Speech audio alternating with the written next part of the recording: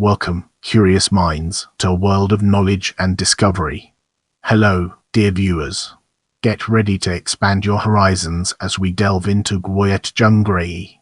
Gwoya Tjungurrayi, 28 March 1965, also spelt Gwoja Jungarai, Gwoya Jungarai, and Gwoya Jungarai, and also known by his nickname £1 Jimmy, is known for being the first Aboriginal person to be featured on an Australian postage stamp in 1950, although his name was not used to describe the image on the stamp. A survivor of the 1928 Coniston massacre in the Northern Territory, he later became an elder and lawman of his people. The name Gwoya is a non-Indigenous rendering of the Anmatyerr word Kwatye, meaning water or rain. The electoral division of Gwoja was named after him. Get ready for an exciting exploration as we unravel the mysteries of biography. Jungarai was born around 1895 in the Tanami Desert of the Northern Territory, northwest of Alice Springs, in the region surrounding Coniston Station. He was a Warlpiri and Anmatyerr man. As pastoralism expanded in the region during the early years, encroaching further into Djungurray's ancestral country, tensions intensified during the drought of the years, with increasing competition over water and food. He survived the Coniston massacre in the then territory of Central Australia in 1928, although accounts of his survival differ. After the massacre, Djungurrayi spent time in the Lewa country near Altunga. He worked as a miner at the Altunga gold mine and the mica mines in the Eastern Heart Range before moving on and working for pastoralists at Napaby, Hamilton Downs, and Mount Wedge stations. His career as a stockman and station hand lasted 20 years. Djungurrayi also made and sold boomerangs. In the years, Djungurrayi and his family lived near the rations depot near Jay Creek. They trapped dingoes, selling their skins to the depot. They later moved to Hamilton Downs Station. Now, let's shift our focus to names and embark on an intellectual exploration of its various dimensions. Djungurrayi's first name, Gwoja, is a rendering of the Anmatyerr word Kwatye or Kwatye, meaning water. His last name reflects his skin named Djungurrayi, also known as Ngwore in Anmatyerr. Recent sources spell his name Gwoja Jungarai, although the spelling Gwoya Jungarai was used by Australia Post. Gwoya Jungarai and Gwoya Jungarai have also been recorded. Some sources claim that his nickname £1 Jimmy comes from his sale of boomerangs for £1 Australian pound. As whenever asked how much one of his pieces were, he would answer £1, boss. However, the nickname is deemed offensive by some today. Brace yourself for a captivating discussion on Djungurrayi as a national symbol as we explore its nuances and implications. Djungurrayi came to public attention when photographer Roy Dunstan took a striking portrait of him in 1935, under the instruction of a young tourism executive from Melbourne, Charles H. Holmes, who described the encounter.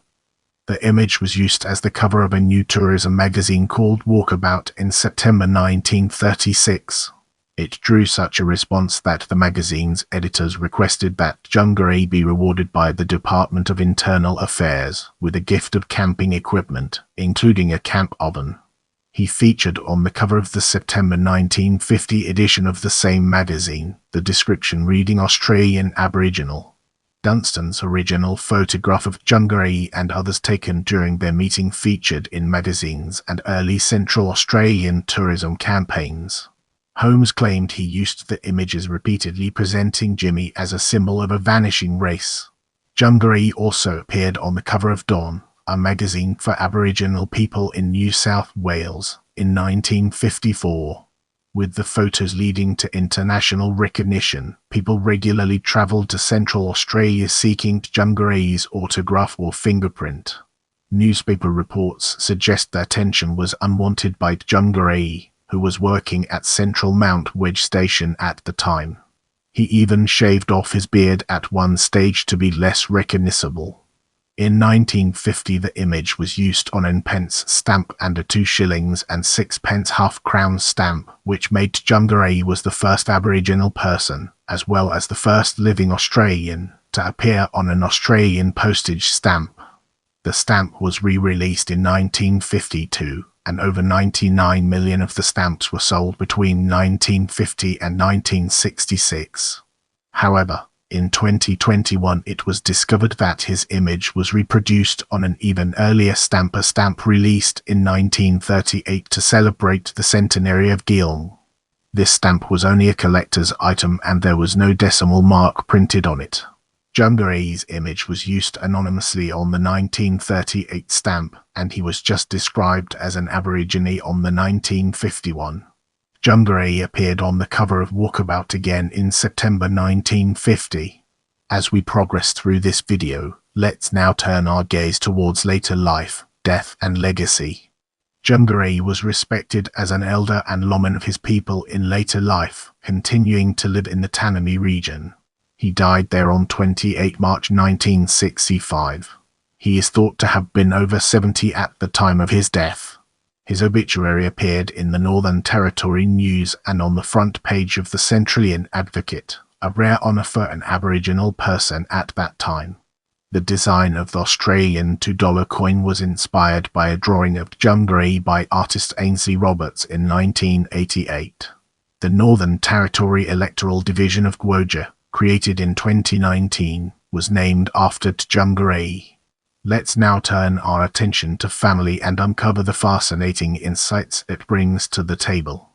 Djungarrayi and his wife Longrose Nagala, whom he met at Napabi, had 3 sons, Timlora Chapeltieri, Clifford Possum Chapeltieri, both notable artists, and Imanol Ruchinama Chapeltieri, who became a Lutheran pastor. Timlora Chapeltieri's work Ancestor Dreaming was the subject of another Australian stamp in 1988. Unlike the use of his father's image, Tim's name was used and he was celebrated as a significant artist. Stay connected and join our community by subscribing and following me on other platforms.